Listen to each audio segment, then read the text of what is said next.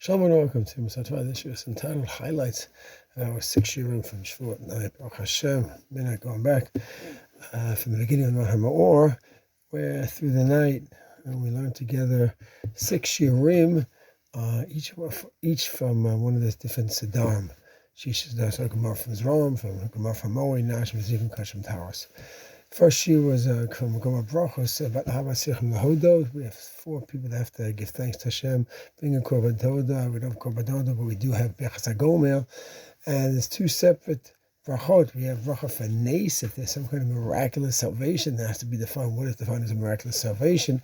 And then you have Bechas HaGomel, which doesn't need that same criteria for a miraculous salvation. It has to be something where there's a real salvation from Maves to Chaim. Then it has to be defined what exactly that means. There's an accident, person drives by Husan, shot at, the rocks are thrown, doesn't hit the car, gets near the car, hits the windshield. What is defined as a sakana, which would warrant saying Bechas HaGomel? In Moed, went to the Gemara Pesachim, Kufiyat Zayin, and truthfully there's a whole bunch of Gemaras which talk about when there is a tzala for the Am, from Mavis to Chaim, you have to say Hala, and that gets into the whole Shiloh. Hala Yom Ha'atzmaut, Hala on Sheshet HaYamim, the 6-day war, Yom Yerushalayim.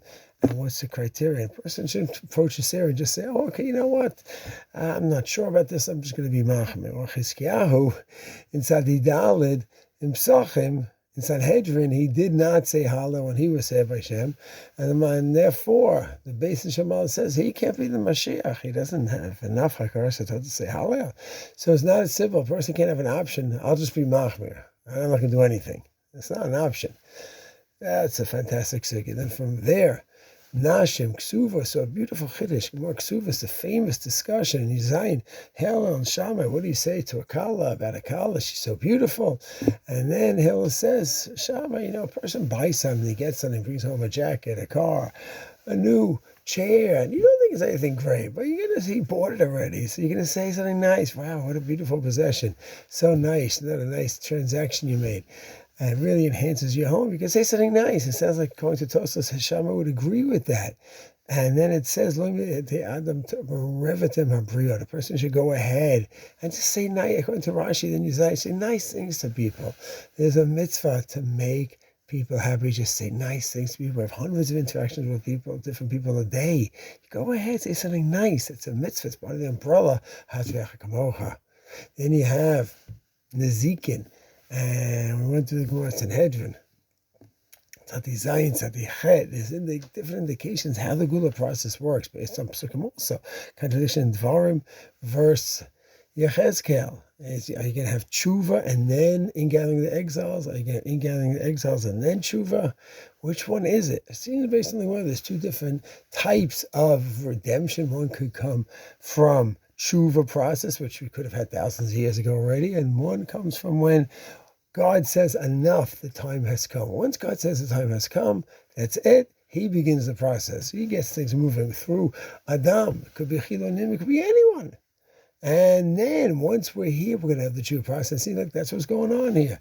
Where we start off with many Chilonim, not getting to our mitzvahs, and more tshuva is going on. That's the version in Yechezkel. And in Kodshim, we did Menachos Lamedalet. It talks about Tefillin, the famous Machlokas, Lamedalet base, the order of Tefillin. Rashi, Rabbeinu Tam, Shulchan Aruch, in also Siman without pass like Rashi. But then he says, Rabbeinu Tam, if you wanted to be machmir, but not anyone should be machmir. First has to be a tzaddik, a chassid. Otherwise, you're not this person. You're putting on tefillin in front of everyone. It's yuhara, it's arrogance, it's showy.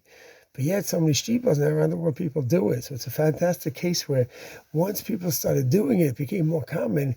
Then the Isra, the Shulchan Aruch of yuhara, it doesn't apply anymore. That's already mentioned centuries ago. Sorry, Tshuva mentions this, and the Aruch HaShulchan 100 years ago mentions this. And then certainly now it's mentioned more and more. It's no longer Yura because it's a common practice. And finally, Taurus, we spoke about the concept Nida, and different people who have Tumah going up. Tarabayis, what talachas are. And Midbar now talks about the 3 Kedushas that we have from the Midbar, and that's transferred over to the Yerushalayim today. The Azara area is the Mishkan, the status. The Harabayit is the Levi status. And then the old city area, somewhere in the old city of Ben is the Shvatim, the Machane Yisrael. And it's halachic ramifications only for all of us when we have the Mikdash back. Those who goes to our bayis, and we have to take into account where exactly is our Zara versus our bayis. And even those who don't have to have a psak. Well, wait, where does our bayis end? Does it end by the kotel, on the other side of the kotel? Does it end inside the kotel? What if I put my fingers in the kotel? If you maintain that that's what our bayis goes up to. So it's a fantastic thing that applies to everyone today. And Mitzvah Hashem, every minute can apply to all of Klal Yisrael when we have Aliyah to our bayis and Aliyah to the Mikdash. Shalom.